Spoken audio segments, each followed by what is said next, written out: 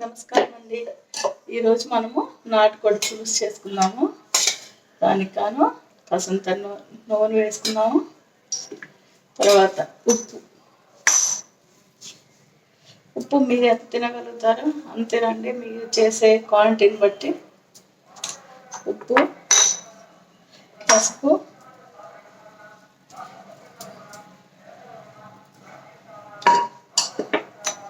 కారం.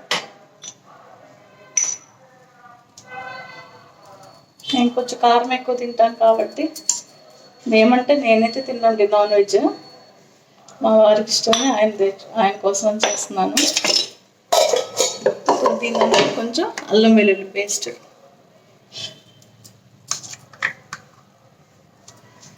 అన్నీ వేసేసి కలిపేసుకున్నామండి.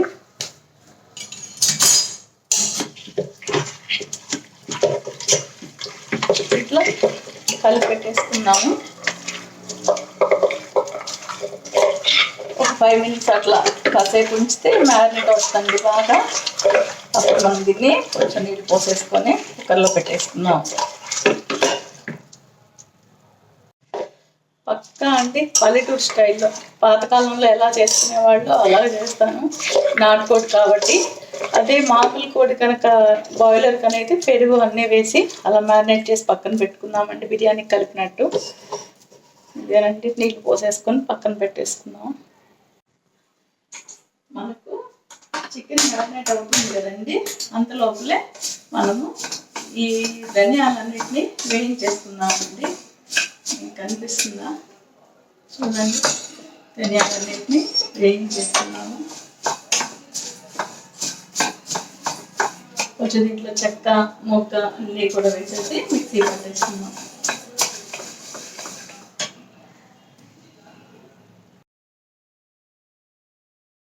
మనం బాగా మ్యారినేట్ చేసి పెట్టుకున్నాం కదండి చికెన్లో, దాంట్లో కాసంత నీళ్లు వేసేసుకొని చక్కగా దాన్ని ఇంకా కుక్కర్ పెట్టేసుకుందాం. చూసారు కదా, కుక్కర్ని పెట్టేస్తున్నాను.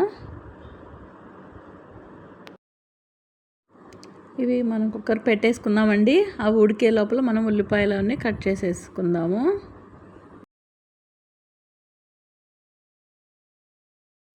చూడండి, మసాలాకి ధనియాలు, ఇదిగోండి కొబ్బరి కోస్తున్నాను.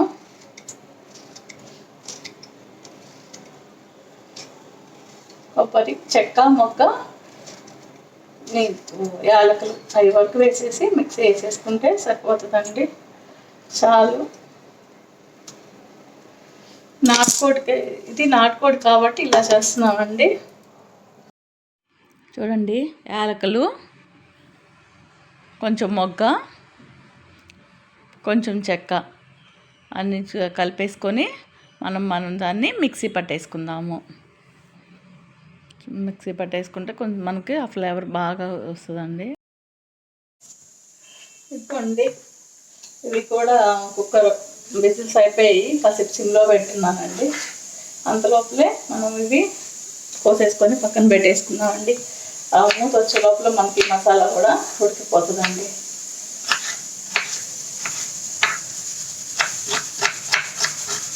మీకు ఎంత చికెన్ వేస్తారో ఆ చికెన్కి సంబంధించి అంత మాత్రమే వేసుకోండి, ఎక్కువ వేసుకోమాకండి. ఏదైనా ఉల్లిపాయలు ఎక్కువైనా కూడా తీపి వస్తుంది అంటారండి.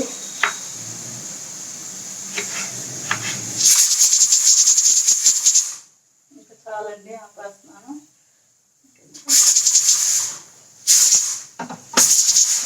నాటుకోడి కాబట్టి ఎక్కువ 5 విజిల్స్ అక్కడ రానిచ్చానండి. ఇప్పుడు మనం దీనికి మసాలా పెట్టేసుకున్నాము. మసాలా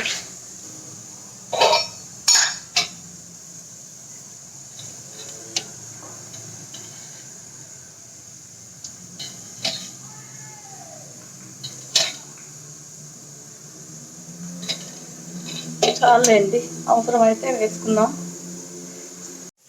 ఇదిగోండి, నూనె కాగింది కదా, దీంట్లో ఆవాలు జీలకర్ర వేసేద్దామండి.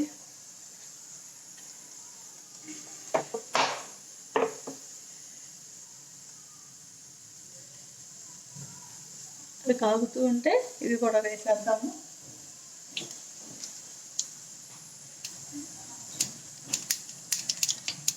చూడండి చిటాపటా అంటున్నాయి కదా. ఉల్లిపాయలు కూడా వేసేద్దాము.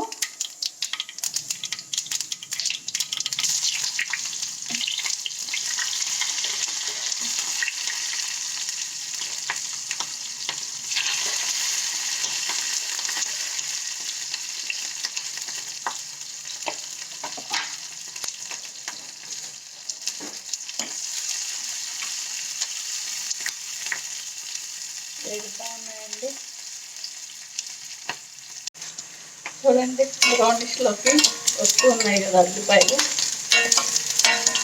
ఇప్పుడు దీంట్లో కరివేపాకు, మనం కడిగి పెట్టుకున్న కరివేపాకు వేసేద్దామండి.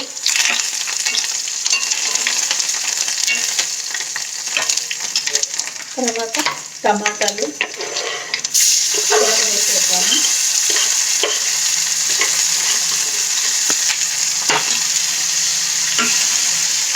కొంచెం టమాటాలు వేసాక కింద పెట్టుకున్నామండి. ఇప్పుడు కాయ బాగా వేగుతుంది.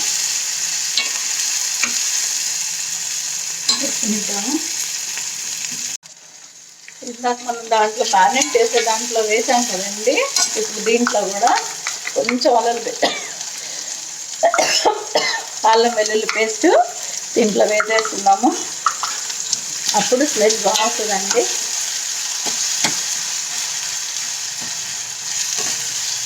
టమాటాలు కూడా ఉడకొచ్చేసాయి బాగా. ఇప్పుడు దీంట్లో మనం చేసి పెట్టుకున్న మసాలా ఉంది కదండి, దాన్ని కూడా వేసేద్దాము.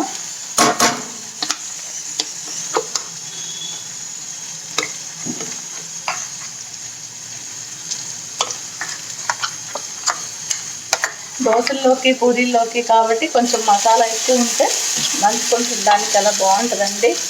ఈరోజు మా వారు పూరీ చెయ్యి నాటుకోడిలోకి అన్నారు, అందుకని పూరీ చేస్తున్నానండి.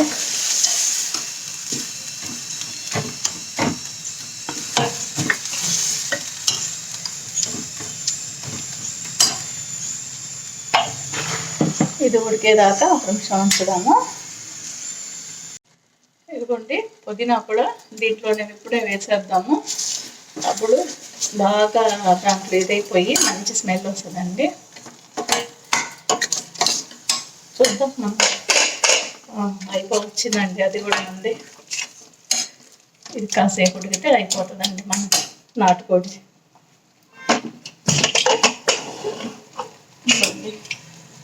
వచ్చేసింది.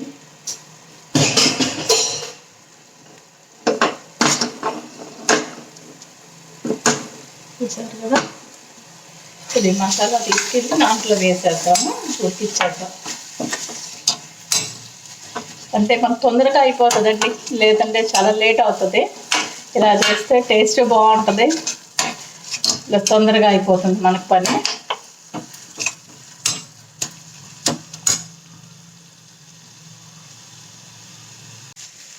మసాలా అంతా బాగా అయింది కదండి. ఇప్పుడు దీన్ని దాంట్లో కలిపేస్తున్నాము.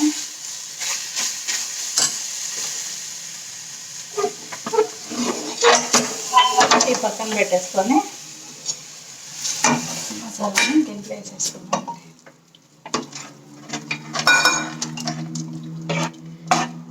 చూడండి మనకు దీనికి మసాలా తక్కువ, ఎందుకంటే ఈయనకి ఇలా నచ్చుతుందండి. ఈయన కోసమని ఇలా చేస్తున్నాను కాబట్టి ఇలా ఉండాలండి. అంటే దోశల్లోకి పూరీల్లోకి నంచుకొని తినేది కాబట్టి.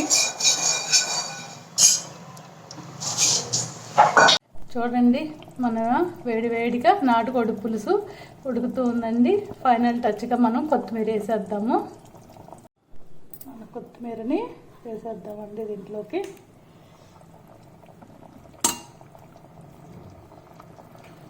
నేను మా వారికి నచ్చిన విధంగా చేసుకుంటున్నానండి. కొంతమందికి చిక్కగా కావాలంటే చిక్కగా చేసుకోవచ్చు, ఇలా కావాలంటే ఇలా చేసుకోవచ్చు. అంటే చూసారు కదండి, మన పూరీలు నాటుకోడి పులుసు రెడీ అయిపోయిందండి. చూడండి, మీరు కూడా ట్రై చేసి చూడండి ఎలా అనిపించిందో. చూసారు కదా, ఇట్లాంటివి చేసింది నేను. Thank you.